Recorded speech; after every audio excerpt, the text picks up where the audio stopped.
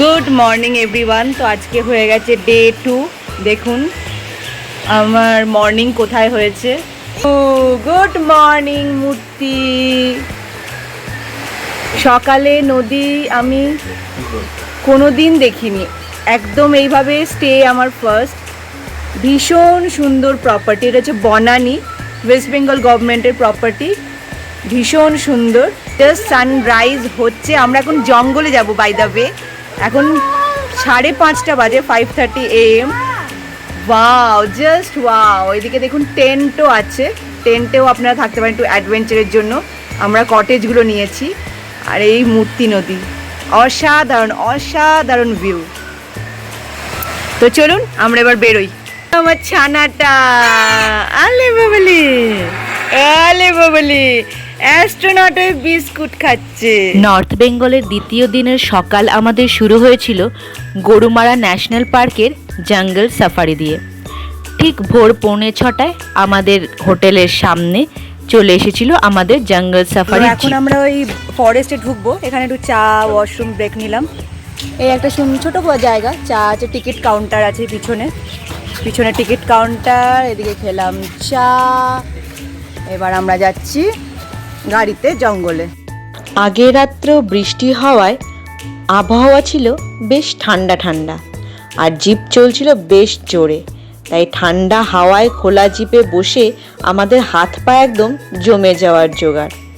যাই হোক, গরুমারা ন্যাশনাল পার্কে মূলত 2 ধরনের জঙ্গল সাফারি ব্যবস্থা ছিল।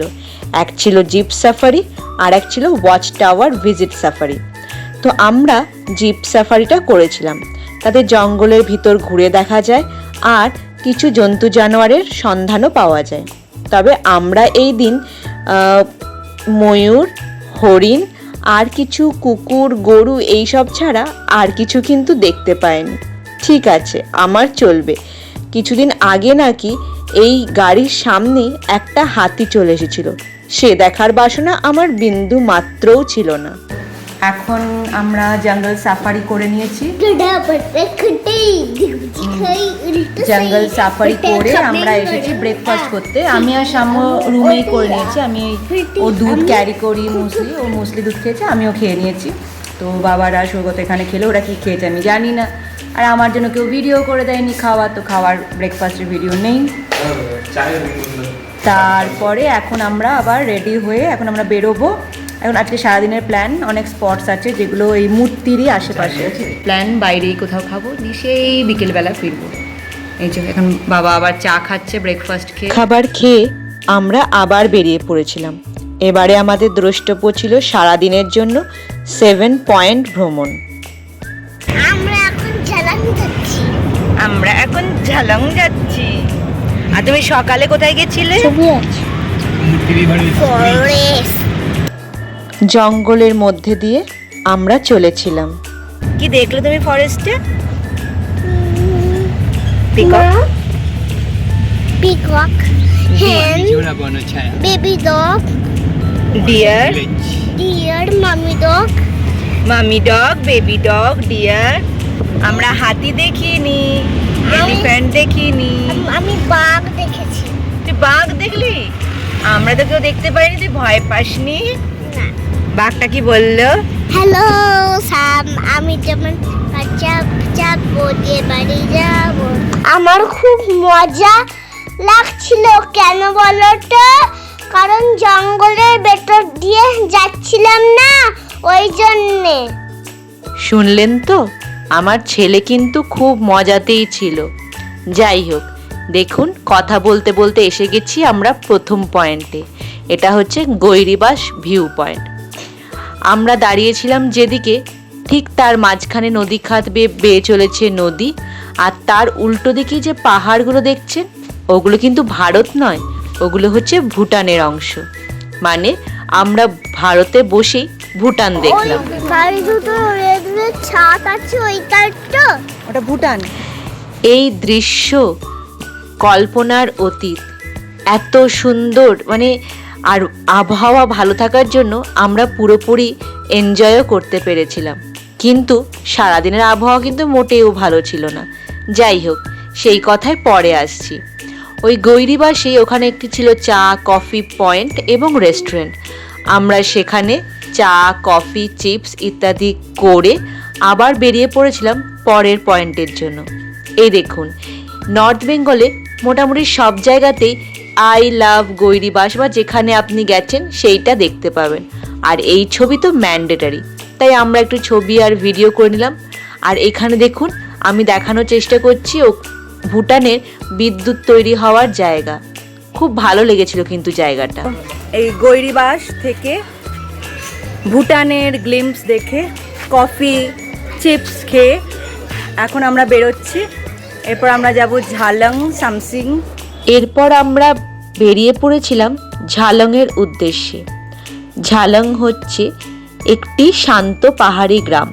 পাথরের মাঝে বয়ে চলা ছোট্ট পাহাড়ি নদী, জল এত স্বচ্ছ যে নিচের যে নুড়ি পাথর তাও দেখা যায়। আর নদীর অপর পাড়ি ভুটান। ঝালং নাকি জল ঢাকারই আরেক নাম।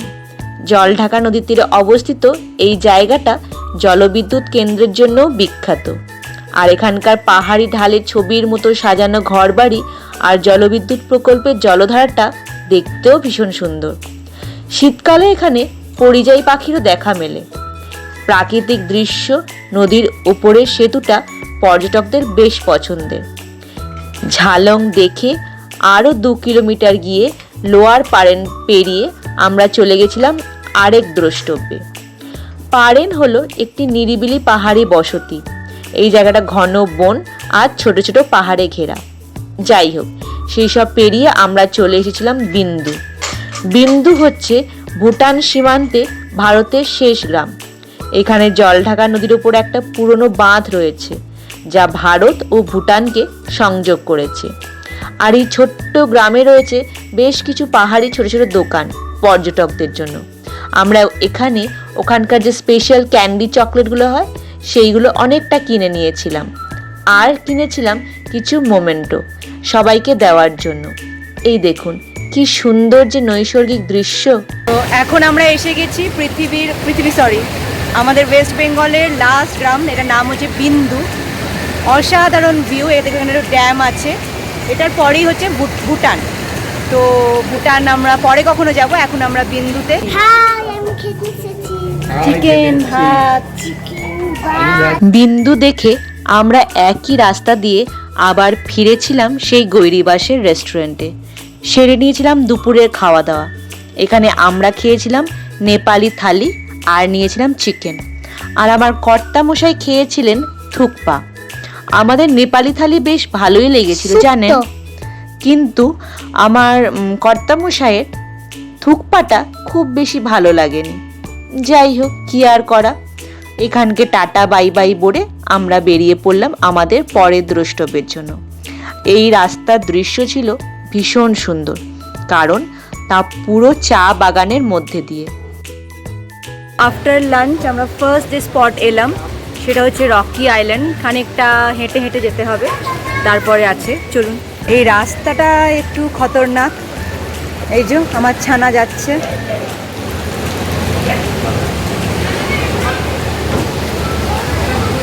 রকি আইল্যান্ড হলো মূর্তি নদীর উপরে এমন একটা জায়গা যা বড় বড় পাথরে ঘেরা।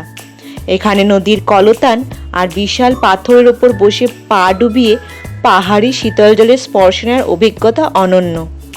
বড় বড় পাথরের উপর বসে ঘন্টার পর ঘন্টা সময় কাটিয়ে দেওয়া যায়। আর এখানে রয়েছে একটা ব্রিজ, যেটার উপর দিয়েই আমরা ফেরত গেছিলাম। বেশ সুন্দর জায়গাটা। আর এখানে এসেই শুরু হয়ে গেছিল সাম্যবাবুর দুষ্টুমি, কারণ এই ছেলেটা জল দেখলে তো থাকতে পারে না, কতক্ষণে জলে নামবে।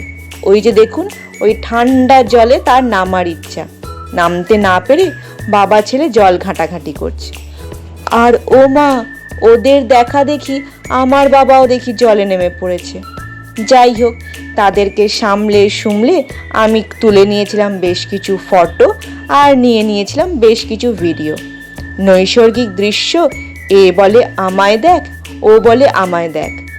দেখুন তো কি সুন্দর মূর্তি নদী তার জল নিয়ে বয়ে চলেছে। আর চোখের আরাম। আবার বলি, আমরা কলকাতায় যারা সবসময় ইট কাঠ পাথর দেখতে অভ্যস্ত, এই প্রকৃতির কোল তাদেরকে এক অন্য মাত্রায় পৌঁছে দেয়। এখানে বেশ কিছু সময় কাটিয়ে নেওয়ার পর আমরা চলে গেছিলাম ঠিক এর উল্টো দিকে, যেখানে মূর্তি নদীর ওপর ব্রিজটা দেখা যায়। একদম এপার ওপার, কিন্তু এপারে কিন্তু রকি আইল্যান্ডের মতো অত পাথর নেই। আর ওই দেখুন, ওখানে বাবা ছেলের কিছু একটা চলছে। এরপরে আমরা চলে গেছিলাম সান্তালিখোলা হ্যাঙ্গিং ব্রিজ। স্থানীয় ভাষায় সুনতালে মানে কমলা লেবু, আর খোলা মানে ঝোড়া বা ছোট নদী। এখানকার অন্যতম আকর্ষণ হলো একটা ঝুলন্ত সেতু, যেটা পায়ে হেঁটে পার হলে পাওয়া যায় জঙ্গলের ভেতর দিয়ে চলে যাওয়া এক পাহাড়ি পথ। ব্রিজের নিচে পাথরের ওপর দিয়ে বয়ে চলা পাহাড়ি ঝর্ণা আর চারপাশের ঘন জঙ্গল দেখে মুগ্ধ না হয়ে কেউ কি পারে?